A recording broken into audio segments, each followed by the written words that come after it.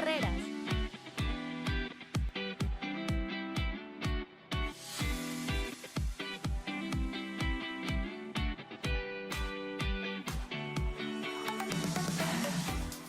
Hola, mi nombre es Héctor. Bienvenidos al episodio 18 del podcast Rompiendo Barreras, diálogos sobre igualdad de género, emprendimiento y desarrollo sostenible. Hola Jan, hola Gabriel, ¿cómo estamos? ¿Qué tal? Hola. En el episodio de hoy, junto a nuestro invitado, vamos a conversar sobre el turismo sostenible, como una respuesta a los desafíos ambientales, económicos y sociales que enfrenta la industria turística. Agradecemos la compañía de nuestro invitado especial, el máster Gabriel Vaca, quien es un profesional con una amplia experiencia en el mundo del turismo y la innovación. Como formación es ingeniero en turismo y tiene una maestría en mercadotecnia especializada en gestión digital. Además de eso, es docente en la UTEC y es un experto fotógrafo y en producción de videos, ¿verdad? Estas habilidades no solamente le han permitido capturar la belleza del Ecuador, sino también mostrar al mundo la riqueza y la diversidad de nuestro país. Arranquemos. Gabriel, un gusto tenerte presente. Muchas gracias, Jan, Héctor, por la invitación. Gracias a ti, Es un gusto justamente poder participar en este podcast, que bueno, ha sido este espacio que ha tenido la universidad para difundir estos temas que muchas veces no se tratan, y hacerlo de una manera en la que podamos compartir conocimientos entre varios amigos principalmente. Creo que eso es algo muy interesante de este espacio y siempre honrado. Yo estaba esperando a que me inviten y por fin llegó el momento. Entonces, antes de profundizar en la temática, ¿verdad? ¿Qué tal si nos cuentas sobre tu experiencia en el campo del turismo y en qué momento de tu carrera pudiste descubrir esta pasión por conocer y también importante, dar a conocer todas las maravillas que tiene nuestro país? Bueno, yo creo que esto surge a partir de que yo tuve un trabajo en el cual pude visitar cada una de las provincias del Ecuador por lo menos 2 veces durante un periodo de 2 años y medio.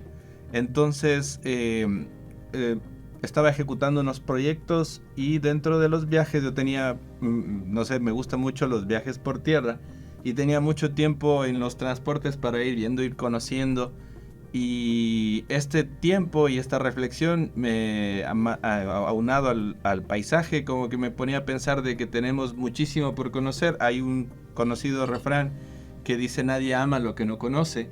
Entonces decía, tenemos mucha gente en Ecuador que todos aspiramos y queremos salir del país y queremos ir a conocer Europa y queremos ir a conocer Estados Unidos, pero a veces no conocemos los mismos sitios de Ecuador y a veces es solamente necesario que una persona, un conocido, un amigo nos diga: oye, aquí hay una cosa súper chévere, te voy a indicar, te voy a hacer conocer, y terminamos descubriendo sitios maravillosos que tal vez no tienen costo de entrada, que tienen una gran riqueza cultural, gran riqueza natural, y que están escondidos. Entonces, por ahí recuerdo que en alguna oportunidad en un proyecto yo estaba en una actividad que les lleve a unos chicos que venían de situación en riesgo y quería hacerles conocer un sitio bonito en la provincia de Bolívar, en el cantón Caluma.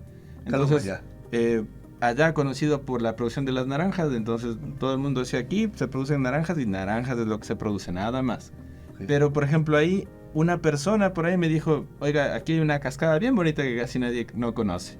Entonces fuimos a una cascada que se llama La Chorrera, una cascada de aproximadamente 50 metros, ojalá no me equivoque, de caída. Y en ese tiempo yo también estaba muy aficionado al deporte del canyoning, que es este descenso de cascadas a través de cuerdas.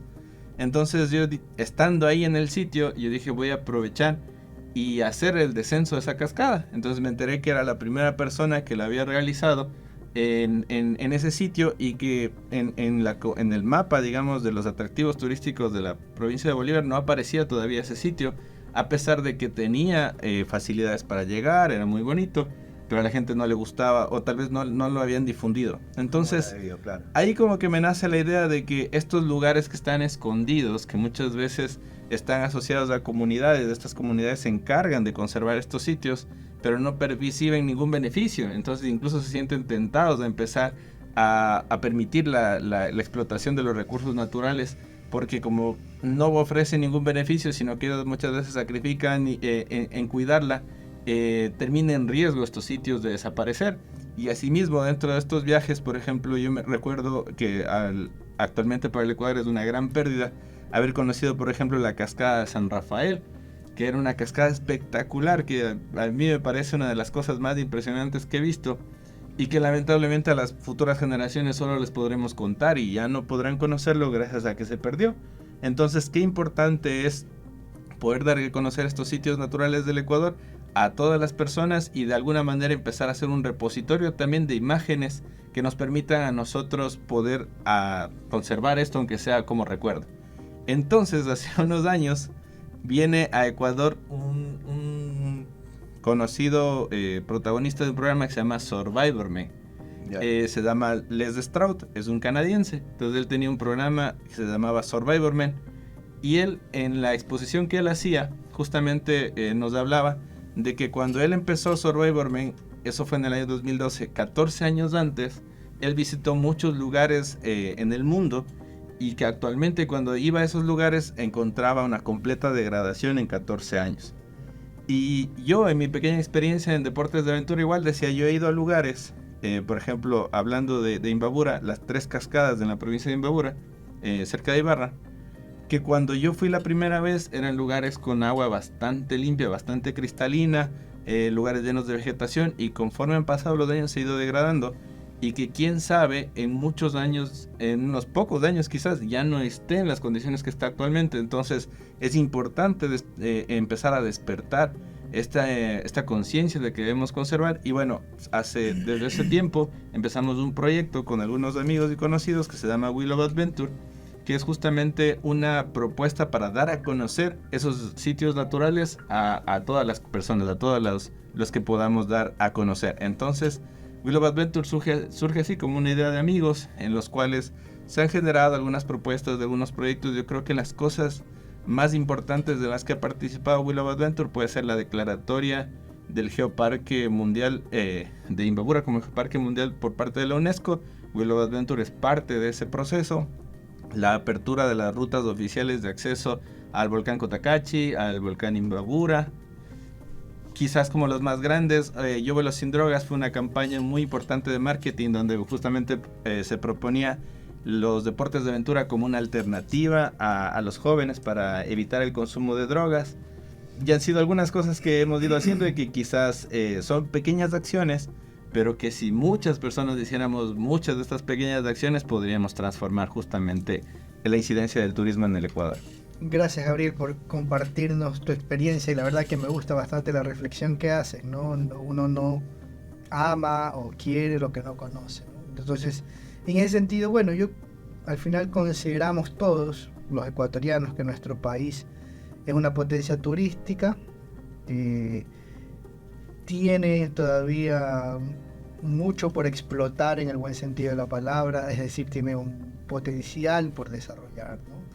A diferencia de otros países hermanos latinoamericanos que probablemente tienen o han hecho mayores avances a nivel turístico, y bueno, ya ha sido hasta cierto punto excesivo en el sentido de que han mal utilizado, podemos decir, ciertos recursos naturales, ¿no? Y como tú dices, hasta cierto punto la degradación que cada lugar turístico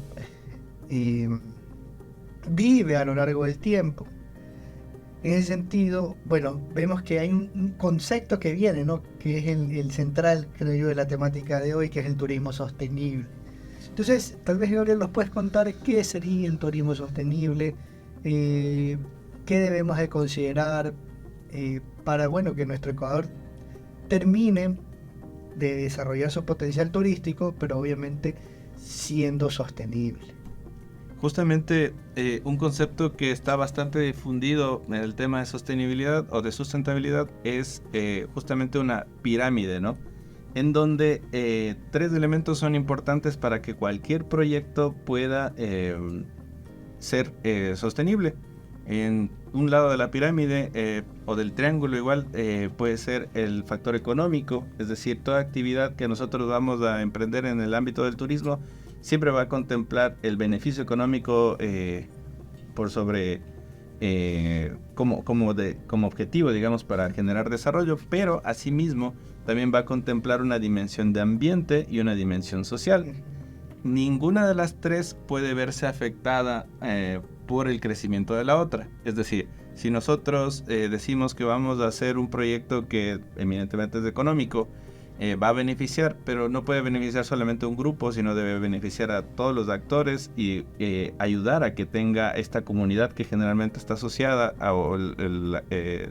la comunidad que está cerca, tenga un beneficio también, no solamente de monetario, ¿no? Sino acceso tal vez a servicios, a educación, a oportunidades para salir adelante.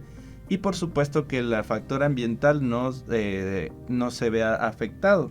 Por eso justamente tú decías, vamos a hablar acerca tal vez de la explotación. Y explotación es un término que está bien utilizado, pero puede ser malentendido. Quizás un término más suave o más idóneo podría ser el aprovechamiento de los recursos naturales.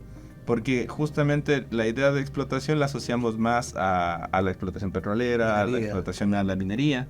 Entonces, a pesar de que no está mal utilizado, quizás un término que se podría utilizar mucho mejor es el aprovechamiento. Si nosotros en un proyecto de cualquier índole, de preferencia los turísticos, contemplamos estas tres aristas...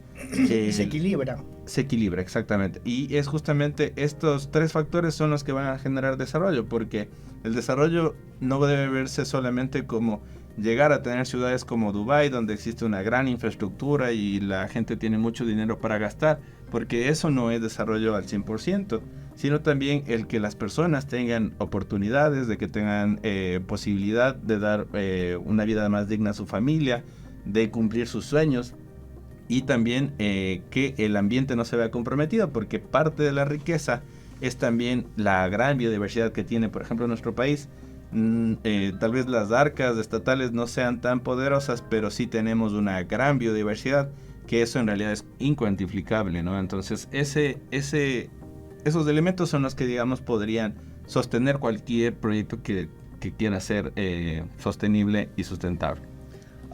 Usando el término que nos acabas de ubicar, en vez de lo que viene a ser la explotación, ¿verdad? El aprovechamiento, y para poder entender y poder utilizar correctamente el término de turismo sostenible como una alternativa para poder reducir los impactos ambientales negativos, ¿cómo contribuye este turismo sostenible a conservar el medio ambiente? Porque estamos hablando que es verdad, para hacer turismo muchas personas utilizan los recursos del medio, ¿verdad? Pero conforme ellos van obteniendo un buen resultado en su desarrollo, por así decirlo, comercial, o sea, el turismo se está aumentando, van más viajeros, hay más personas que están utilizando los servicios de esa comunidad, ¿verdad? A su vez están consumiendo, ¿verdad? Están aprovechando más recursos, y va a llegar un punto en el cual o nunca tuvieron previsto este equilibrio, o simplemente este equilibrio se rompe. Entonces, ¿en qué momento, verdad, es que ayuda este turismo sostenible a conservar el medio ambiente,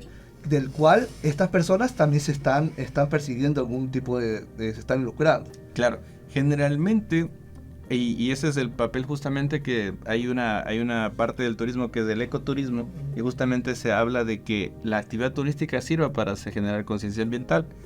Entonces, un ejemplo muy práctico y muy claro podría ser el generado por los centros de turismo comunitario, en donde generalmente acogen a los visitantes.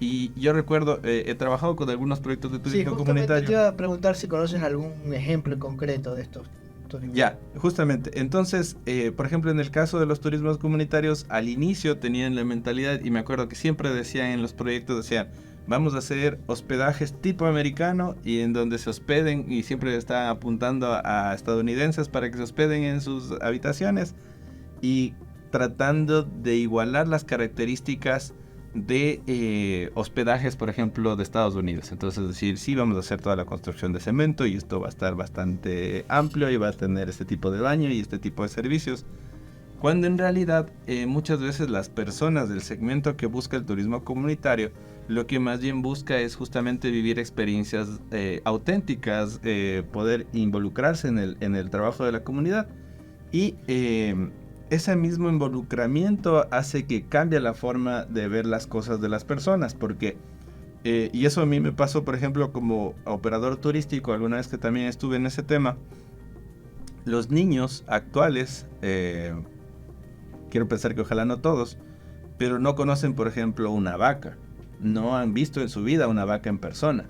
Piensan que los tomates, los pimientos se generan en los supermercados. Uno va al supermercado, coge y ahí es donde se producen. Entonces, ese desconocimiento va haciendo que vayamos perdiendo esa sensibilidad por la parte ambiental. Y justamente la actividad turística es la que le va a llevar muchas veces a esos niños a conocer en una granja de dónde provienen los huevos, de dónde proviene la carne, qué es una vaca, cómo se produce la tierra.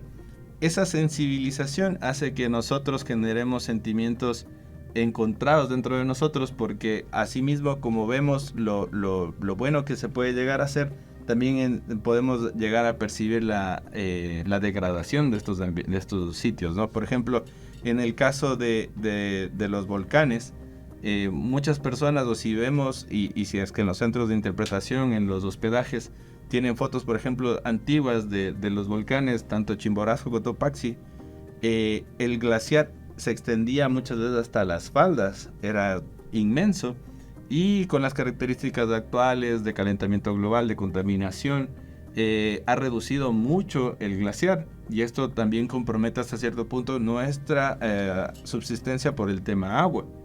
Entonces, una persona que está día a día solamente dedicado a trabajo, casa a casa, trabajo, y que no tiene ese tiempito para ponerse a pensar en estas cosas que también son trascendentes, nunca se va a enterar, y quizás termine su vida sin enterarse nunca de que también hay otras cosas que también tienen que ver mucho con su vida. El papel fundamental que juegan estas actividades de turismo es justamente darle esa probada a la persona que sale de su zona de confort, va y conoce estos sitios y empieza a generar conciencia. Entonces, en el caso, por ejemplo, hablábamos de lugares exitosos donde nosotros podamos hablar. Yo, por ejemplo, he visto una experiencia muy interesante en Runa Tupari, que es una experiencia de turismo comunitario en Cotacachi, en donde ellos reciben muchos extranjeros, y una de las actividades que más les gusta a los extranjeros es justamente llegar, hospedarse en una cama que está bastante limpia, que tiene unas facilidades, pero que es del mismo tipo del que utiliza la gente de la comunidad. E integrarse a las actividades, es decir, si hay que madrugar mañana porque tenemos que salir a arar, salimos temprano, salimos a recoger vegetales, salimos a pastar las vacas, y empiezan a aprender a hacer cosas, a ser un miembro más de la comunidad. Claro. Esa integración hace de que ellos, incluso una vez que formaron parte de esa comunidad y que se sienten parte de, ayudan a la gestión de recursos fuera del país, mantienen una relación, apadrinan niños. Mira qué importante, disculpa, complementar el comentario, ¿no? Es conocer al cliente, que el cliente, en este caso, el cliente es el turista extranjero, que yo considero, ¿no?, que algunos entre ellos, si no es la mayoría, lo que busca es vivir esta inmersión cultural al país o al sector que visita, ¿no? Entonces vivir la experiencia culinaria, de qué sé yo, de hábitos, qué deportes practican, cuáles son los lugares más visitados, cuáles son las costumbres de los ecuatorianos, pero a veces tendemos a no conocemos eso, ¿no? Entonces, solamente complementando lo que mencionabas, ¿no? Es algo muy común de que nosotros a nuestras cosas cotidianas no les prestemos atención, no les prestemos valor. Mientras que viene otra persona de afuera y se asombra y se sorprende de lo que nosotros tenemos. Es algo muy común, ¿no? Hay muchas comunidades de las que yo siempre recuerdo una vez que me llegó a mí un comentario de que había una piedra grande en donde se podía escalar, que estaba en una comunidad por Otavalo. Entonces yo tomé el bus y dije, hasta tal comunidad, sí señor, aquí se queda, y de ahí ya le pueden indicar. Me bajé ahí con mis cositas, con mi mochila, con mi cuerda, con mi casco, mis mosquetones para escalar. Entonces llegaba allá y yo le preguntaba a la gente de la comunidad, primero, que raro que una persona llegue a preguntar por ese sitio, me imagino. Yo le preguntaba por Rumi Guanto, que es un vocablo indígena, pero ellos decían, Rumi Guanto, no es de aquí, señor, no. Entonces, como todo el mundo por el nombre no me decía dónde era, yo diciendo mal incluso el nombre, porque propiamente había sido Guanto Rumi. Yo me había aprendido al revés el vocablo. Pero ya cuando le digo, pero aquí me dijeron que debe ser una piedra grande, una piedra muy grande ahí que sirve para escalar. Dice, sí, al fondo hay una piedra grande, así como la que usted dice, pero no se llama Rumi Guanto, se llama Guanto Rumi. Ah, digo, y entonces dice, sí, siga nomás caminando para allá. Camina. ese lugar poco a poco ha ido despertando el interés de los escaladores, pero para la gente de la zona no tiene ningún sentido de que alguien se interese en una piedra inmensa que está ahí, que no cumple ninguna función. Con los años ha empezado a generar negocios, ha empezado a mejorar la carretera, ya existen personas que escalan, ya se ha realizado incluso de parte de los GATS el enchapado de este sitio para que puedan utilizar cuerdas, pero tradicionalmente era, y eso nos pasa mucho a nosotros, que tiene que venir alguien de afuera para decirnos que en realidad pone en valor quizás lo que nosotros hacemos y tenemos. Eso es muy común. Ahora, claro, existe el otro riesgo de aculturación, o también otro fenómeno que se puede llamar homogenización, que es que las culturas que nos visitan, ellos se sorprenden y aprenden cosas de nosotros, pero nosotros también empezamos a asimilar esas formas de vida, esas costumbres como propias, y eso empieza en vez de enriquecernos, a empobrecernos, porque empezamos a perder nuestras costumbres, nos empezamos a avergonzar de cómo nosotros somos. Entonces, por ejemplo, en el caso de los... Pero eso pasa mucho con la hegemonía estadounidense, sobre su cultura mediática. Es parte de la globalización incluso. Sí, claro, es un proceso que es bastante difícil de contrarrestar. Tener en cuenta, ¿no?, que, por ejemplo, ya los héroes que vemos en las películas, en los cines, son héroes que reflejan en la cultura estadounidense. No son héroes... Es que es lo raro, ¿no? Que toda invasión alienígena tiene que destruir Nueva York, pero no puede destruir Quito, ¿no? Tiene que ser en Nueva York.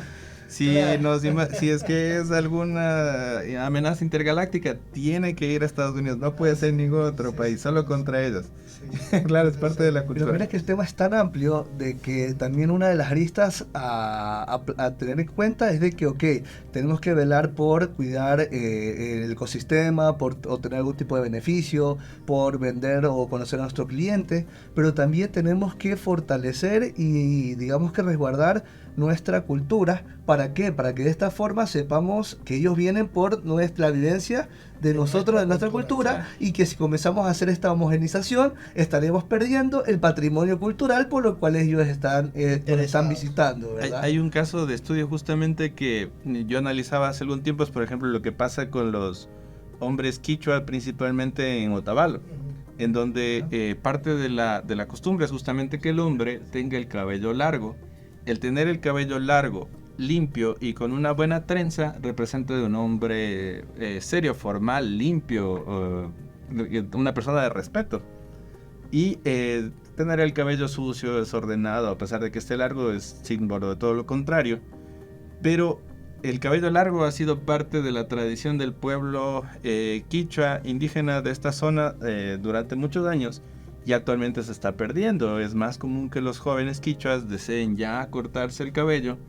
Y antes, bueno, se decía que es una deshonra para la familia, que pudo haber sido en su tiempo, pero ahora como ya estamos un poco más abiertos, quizás ya no es tan fuerte.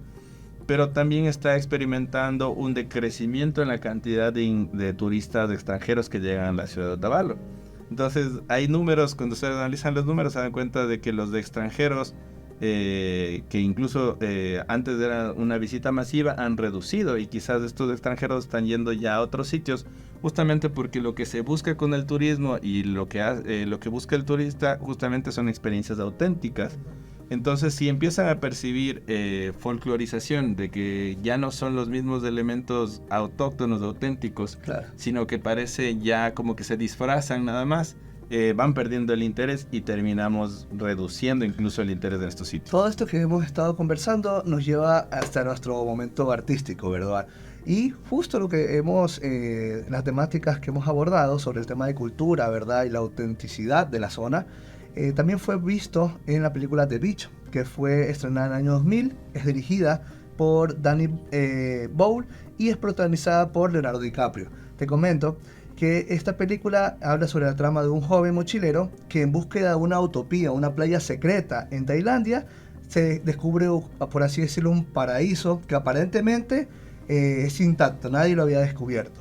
La película pone dentro del manifiesto una paradoja turística, la cual es muy semejante a lo que estábamos conversando, de que un lugar que tenga belleza, tranquilidad y cultura a menudo llama la atención del turista, ¿verdad? Pero una vez que ya llega y logran captar esta atención, comienza ¿qué cosa? Las problemáticas como la explotación, la degradación ambiental y la pérdida de la autenticidad cultural. Miren, esos temas ya fueron previstos y puestos en esta película en el año 2000. The Beach sirvió como una advertencia, ¿verdad?, a la sociedad, porque ellos promueven un enfoque más responsable al turismo.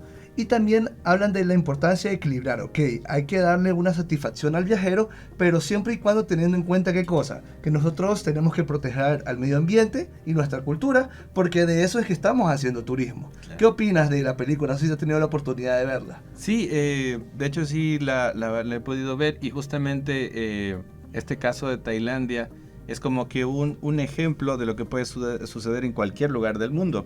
Entonces sí se puede generalizar este caso de la película, porque eso nos va a suceder, y justamente ahí viene también hasta cierto punto la importancia del profesional en turismo en primer lugar, por supuesto de ejercer un orden y control sobre los establecimientos turísticos, sobre el desarrollo, el crecimiento turístico, porque bueno, nosotros no somos muy ajenos a este tipo de fenómenos. Hay para no decir específicamente, pero bueno, hay varios sitios en donde ha llegado gran afluencia de turistas, y a pesar de que genera desarrollo porque existen negocios, yo siempre digo, donde hay turismo, cualquier persona puede hacer dinero, porque si yo hoy día no tengo trabajo, pero estoy seguro que hay una gran afluencia de turistas, yo puedo ponerme a hacer helados, y esos helados voy a vender, porque hay el público. Entonces el turismo innegablemente va a generar desarrollo, pero justamente es muy importante poder ejercer ese control y poder hacer este crecimiento ordenado,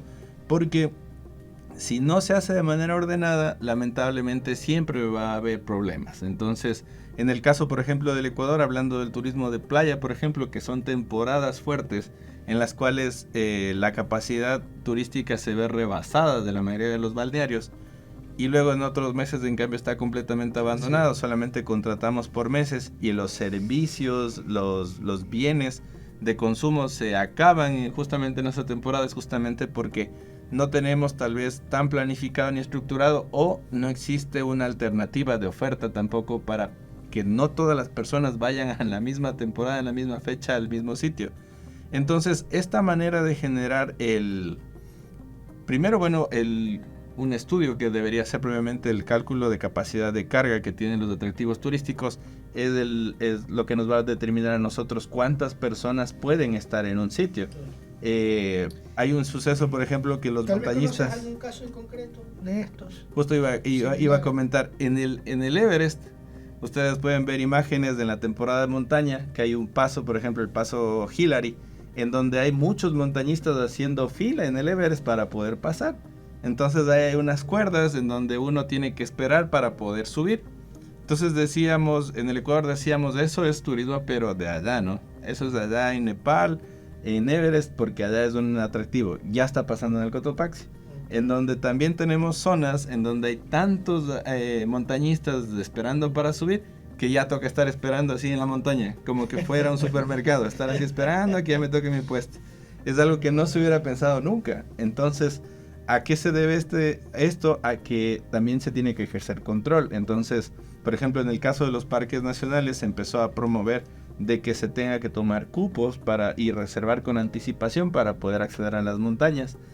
Y no tal vez en perjuicio de determinados sitios, sino poner estos limitantes o estos cupos hace de que yo quiero irme a una montaña y el Cotopaxi está full, el Chimborazo está full, entonces buscaré alternativas. Entonces queda cerca la Antisana, por ejemplo, de Quito, no le saben parar mucha bola, pero está cerca de Quito. Están otras montañas que tal vez son medias montañas, que son menos conocidas, que tienen menos restricciones y que todavía podemos visitar. Pero por supuesto hay que ser también conscientes en que cuando empecemos a visitar estos sitios que son poco explorados, también tenemos que ser consecuentes y cuidar el ambiente, no provocar fogatas, cosas así. Es una cuestión ya tanto de ejercer control como también de cultura de los visitantes. Lo que estábamos mencionando sobre que el turismo puede generar un impacto positivo como negativo, a mí siempre en este caso se me viene a la mente el ejemplo de Montañita, ¿ok? Podemos ver que en las primeras décadas Montañita disfrutó de beneficios económicos, ¿verdad? Y tenemos turistas de todas partes de Latinoamérica. Y siento que hoy en día esto ya se ha mermado tenemos más turistas locales, una afluencia enorme de público y ya están teniendo problemas como crecimiento desordenado, problemas ambientales por tema de manejo tal vez de los desechos sólidos. Entonces, creo que es importante el poder conocer cómo el turismo sostenible podría beneficiar a la comunidad de Montañita o cualquier localidad del Ecuador que esté teniendo estos problemas donde ya el turismo se ha descontrolado, por así decirlo, y están presentando en cambio los impactos negativos del mismo. Es interesante como volvemos al tema de la pirámide de la sostenibilidad, porque justamente ahí vemos la afectación, ¿no? Quizás primó tanto la parte económica que nos olvidamos de los otros dos aspectos, del aspecto social y el aspecto ambiental. Y ahora yo pienso que la manera de reconducir esto es quizás ejerciendo control, justamente. Es importantísimo volver a ejercer control para empezar a ordenar las cosas y tal vez rescatar justamente la población originaria, la que es propiamente allá, porque una persona que tal vez hace unos años vivía en Montañita y tenía su lugar para vivir tranquilamente, para que sus hijos crezcan, actualmente ya no tiene esas condiciones, entonces hay que luchar por recuperarlas, porque la actividad turística no es hasta cierto punto el objetivo primordial de esta comunidad. Era una comunidad para vivir, todos los que tenemos derechos a una vida digna, independientemente de donde vivamos. Entonces es muy importante que se pueda retomar y para eso principalmente sería a partir del control, de manera de que tal vez se puedan ver afectadas algunas actividades económicas, pero se pueda recuperar la parte social y se pueda recuperar la parte ambiental. Entonces sí es importante justamente retomar este concepto para poder volver a poner en orden las cosas y tomar en cuenta también casos exitosos. Por ejemplo, yo siempre tomo en cuenta la comunidad de San Clemente, por la Sierra Ecuatoriana, en donde ellos, por ejemplo, tienen la actividad turística, pero no dejan de lado la agricultura, siguen realizando las actividades cotidianas de la comunidad, que incluso es parte del atractivo, ¿no? Cuando uno va con visitantes para allá, lo interesante es incluso decir y que ellos le invitan a uno y dicen, pero por si acaso mañana nos vamos a ir a cosechar quinoa por acá, por la quebrada. Vamos. Entonces, a veces ellos hacen algo que es cotidiano, pero para las personas que cada vez vivimos más metidas en ciudades y más metidas en departamentos, es muy interesante poder por primera vez tal vez desgranar un choclo, por ejemplo. Entonces son cosas que se pueden poner en valor y que son cosas valiosas que hay que recuperar. Como yo lo veo, yo creo que retomando el tema de Montañita, ¿no? Por un lado, presencia del Estado, gobierno central, GATS, tanto prefecturas como cantonales, ¿no? Debe haber una suerte de intervención que establezcan límites, porque al final es el GAT quien da los permisos de uso de suelo para el funcionamiento. Hasta cierto punto se aprueban las inversiones, la construcción de edificios, ¿no? Lo que probablemente ha colapsado el sistema de alcantarillado en Montañita, ¿no? Eso que es un poco sensible, ¿no? Por un lado, control gubernamental, y por otro lado también está la propia comunidad de Montañita, los propios nativos de la zona, ¿no? Entonces, el tema está, me preguntaba un poco, ¿qué piensas tú al respecto de cómo sensibilizar a las personas sobre, bueno, la importancia de esta pirámide en la que hablaste, ¿no? Ambiental, social y económica, ¿no? ¿Cómo, desde tu punto de vista, cómo podría esta gente, más que estos conciudadanos, sensibilizarse pues al turismo sostenible? En el caso de comunidades que quizás ya han perdido uno o varios de estos tres elementos, quizás esa situación ya les lleva a palpar qué va a pasar cuando se pierde esa estabilidad. Entonces quizás esa es la manera también de poderles motivar a que regresemos al equilibrio. Y en el caso de comunidades que no han perdido y que quizás andan aspirando a emprender y a que tengan un ingreso por la parte del turismo, considerar justamente la importancia del equilibrio a partir de estos casos que podrían ser tomados como casos de ejemplo. No como mal ejemplo, pero sí como de lo que puede pasar. Existen varios emprendimientos de turismo en el Ecuador que tienen resultados y que tienen involucramiento. Yo por ahí recuerdo en el oriente hay uno muy sonado que es el Napo Wildlife Center, que tiene su centro de turismo comunitario. Mira que tenemos todos los nombres a ponerlos en inglés. Claro.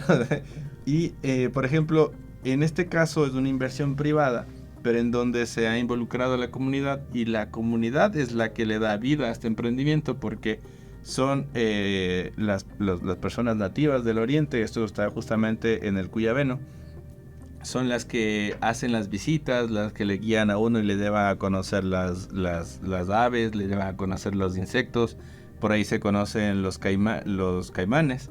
Pero no deja, a pesar de ser un negocio muy elegante, de que tiene muchísimas facilidades, de que tiene un segmento de mercado que es de bastante posibilidad económica, permanece teniendo este toque de que sea bastante del lugar, que las personas que le acompañan a uno sean del sitio, que ellos tienen a sí mismo posibilidades de un trabajo, que tienen posibilidades también de emprender, tienen sus actividades donde se lucran directamente, es una asociación comunitaria, un museo. Entonces, ahí van de la mano, ¿no? El Napo Wildlife Center tiene igual prácticas y políticas para el cuidado de sus desechos, de manera de que cuando uno está ahí no da la percepción de que se está dañando el sitio. Entonces ese ejemplo, por ejemplo, sí es bastante importante rescatar, de cómo, a pesar de que nosotros tenemos la idea de que la persona, a veces del capital, es el que hace que se destruyan los sitios naturales, no necesariamente es así, porque incluso hablando como negocio, la conservación del ambiente es parte del negocio, claro. Porque si el ambiente se mantiene bien, yo podré seguir cosechando éxito de este sitio, pero si ya se empieza a degradar, esa inversión económica que yo hice la voy a perder. Ese es otro caso de éxito en todo caso. Tenemos un segmento de participación de público externo, y qué mejor forma de que escuchar de la otra, digamos, que cara de la moneda, que vendría a ser el turista. Silvana es una estudiante de la UTEC y nos comenta que uno de sus hobbies favoritos es el viajar y conocer lugares únicos y deslumbrantes, nos menciona ella. Y también reconoce que es importante cuidar de estas bellezas, por lo cual nos pregunta, o en todo caso al experto, le pregunta que qué consejos le da a los viajeros que desean contribuir al turismo sostenible durante su recorrido por el territorio nacional. Qué chévere que le guste a Silvana viajar, y justamente uno de los objetivos que uno debe tener en la vida es empezar a conocer otras realidades y empaparse, ¿no?, de la realidad primero, yo digo en primer lugar del Ecuador, conocer las riquezas que tiene nuestro país, lugares maravillosos que a veces están escondidos o que los vemos solamente en fotos o que por ahí son parte de la graficación de una campaña política. Esos sitios son espectaculares para conocer. Y bueno, tomando en cuenta la edad que debe tener Silvana, que es de una estudiante de grado, pienso que las redes sociales pueden ser una buena herramienta. ¿Por qué? Porque a partir de la digitalización de los negocios, ahora todos los negocios o todos los sitios tienen una presencia en internet, y en esa presencia nosotros podemos analizar y revisar qué prácticas ambientales tienen. Nosotros podemos darnos cuenta si este sitio exhibe que tiene buenas prácticas ambientales, si dentro de las recomendaciones que nos da a los turistas nos habla acerca de tener cuidado con los desechos, si nos habla de que ellos utilizan algún tipo de energía renovable, si utilizan materiales reciclados. Entonces, antes de nosotros viajar, nosotros ya podemos hacer un juicio de valor y decir, este sitio sí tiene responsabilidad con el ambiente. Cuando igual antes de hacer la adquisición del paquete turístico, por ejemplo, o de visitarlo, saber si trabajan con comunidades, si tienen preferencia por hacer turismo comunitario, si la comunidad está involucrada. Igual, actualmente vivimos en una época en donde seguimos ahora los conocidos influenciadores, los influencers. Ellos mismos también son canal muchas veces de difundir algunos de estos sitios que tal vez no son tan conocidos, que no tienen aún presencia fuerte en internet, pero son lugares que todavía son auténticos y que empiezan a generar desarrollo en sus comunidades. Pienso que sería ideal en este público más joven que busca incluso este segmento de oferta turística que está más relacionada con las comunidades y con el ambiente, empezar a buscar esos lugares más escondidos, porque nosotros tal vez en la publicidad de redes sociales vamos a ver los grandes hoteles, los parques temáticos, lugares donde existe una gran inversión en publicidad, una gran inversión también en infraestructura, pero que no necesariamente son actividades que van a beneficiar directamente a una comunidad. Entonces, si podemos beneficiar a aquellas que tienen artesanos de la zona, aquellas que el producto sea 100% local, igual hablar de que sean productores muchas veces de sus propios alimentos, esos pequeños elementos hacen la diferencia entre escoger tal vez irse a un hotel muy grande o irse a un hospedaje que sea comunitario, que tiene unas facilidades muchas veces hasta mejor que los grandes hoteles, y que podamos contribuir también a generar desarrollo. Gabriel, finalmente, para aquellas personas o emprendedores que están interesados en el turismo sostenible, ¿dónde sugieres ir a investigar? Tal vez conoces alguna organización que abandere el turismo sostenible. ¿Qué sugerencia puedes dar al respecto? Yo les comento que, una de las cosas o de las banderas que yo he venido defendiendo durante todo este tiempo es el término turismo de aventura, pero visto desde una concepción más grande. Entonces, si nosotros vemos la definición de turismo de aventura del Ministerio de Turismo de Ecuador, habla específicamente de los deportes que incluyen riesgo, como el kayak, el rafting. Pero si nos vamos a una dimensión un nivel más amplio, la Organización Mundial del Turismo habla del turismo de aventura como muchas otras actividades, donde engloba unas 35 actividades. Entonces, ahí incluye muchas actividades que tienen que ver con justamente con la sostenibilidad. Quizás para estas personas que están buscando campos donde empezar a trabajar, es muy importante revisar. Cada año sale el reporte de tendencias de la Organización Mundial del Turismo. Entonces yo algunas veces había revisado, es básico y curiosidad, y como está basado en datos y tiene la alimentación de grandes fuentes de información como aerolíneas, como operadoras grandes, como oficinas de turismo de países. Ahí, por ejemplo, yo recuerdo hace unos años le ponía como tendencia mujeres viajando solas. Entonces yo decía, es como complicado tal vez de que en países donde existe riesgo de abuso para las mujeres, de que las mujeres se encuentren viajando solas, pero esa tendencia, por ejemplo, se ha cumplido. Sí, ha incrementado muchísimo el segmento de mujeres que agarran su mochilita y se van a conocer sin ningún tipo de prejuicio de que les pueda pasar algo ni nada, y logran sus aventuras turísticas sin mayor novedad. Otra tendencia que yo recuerdo mucho que aparecía era justamente el tema del turismo comunitario, que los turistas buscaban justamente experiencias autóctonas, y uno de los segmentos de mercado que más ha crecido justamente es el del turismo comunitario. Entonces sí es importante podernos empapar de estas tendencias que son a nivel internacional, porque sí, a pesar de que a veces tardan un poquito en llegar al Ecuador, pero sí llegan. Entonces es una buena fuente de información para poder conocer. Yo recuerdo que incluso antes de la pandemia, nosotros teníamos como cultura, por ejemplo, a nivel de turismo, algunas características que se han modificado completamente. Antes era imposible que muchos adultos piensen en poner sus datos de tarjeta de crédito atrás y adelante en una página web, porque se suponía que podía ser una estafa. Era impensable antes. Ahora todos creo que tenemos ya mayor tranquilidad, y por eso incluso hasta facilidad de caer en estafas, pero hay una confianza, ¿no? Estos hábitos de consumo que teníamos los turistas antes se han visto modificados, y ahora ya antes la publicidad nos llegaba por los medios masivos, nos llegaba por el periódico, por la televisión, y para poder llegar a esos medios un emprendedor tenía que invertir muchísimo dinero. Ahora es un poco más democrático el asunto. Las redes sociales, si bien también se puede meter dinero, pero existe este canal que puede ser gratuito y libre de hacerlo por cuenta de uno. Entonces sí es muy importante también tener quitarse este miedo de iniciar y arrancar, ¿no? Empezar a promocionarse, empezar a aprender en el camino, porque muchos emprendimientos igual empiezan con una idea y luego terminan en otra. Parte del camino del emprendedor justamente es de equivocarse, es fracasar, es perder dinero, es perder tiempo, perder amistades, pero en algún momento nosotros vamos a encontrar aquello que nos funcione, que nos haga también feliz y que nos permita darnos sustento a nuestras familias.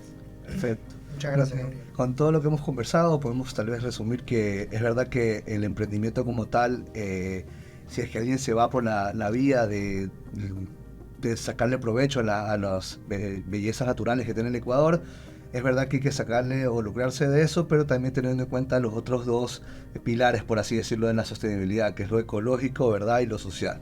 Entonces, para cualquier emprendedor que nos esté escuchando, sabe que hay varias fuentes que se pueden informar y poder, si es que va a iniciar en esa actividad económica, hacerlo de forma sostenible, ¿no? Entonces, hemos llegado al final del episodio 18 del podcast Rompiendo Barreras, diálogos sobre igualdad de género, emprendimiento y desarrollo sostenible, un proyecto financiado por el Fondo de Solidaridad para Proyectos Innovadores, un dispositivo del Ministerio de Europa y de Asuntos Exteriores de Francia, y la Universidad Tecnológica Empresarial de Guayaquil, UTEC. Agradecemos a nuestro invitado, el máster Gabriel Vaca, quien, como lo mencioné, es ingeniero en turismo y tiene una maestría en mercadotecnia especializada en gestión digital, con quien pudimos analizar cuál es el trip con el turismo sostenible. Hasta la próxima. Gracias, Muchas gracias, que pasen muy bien. Hasta luego.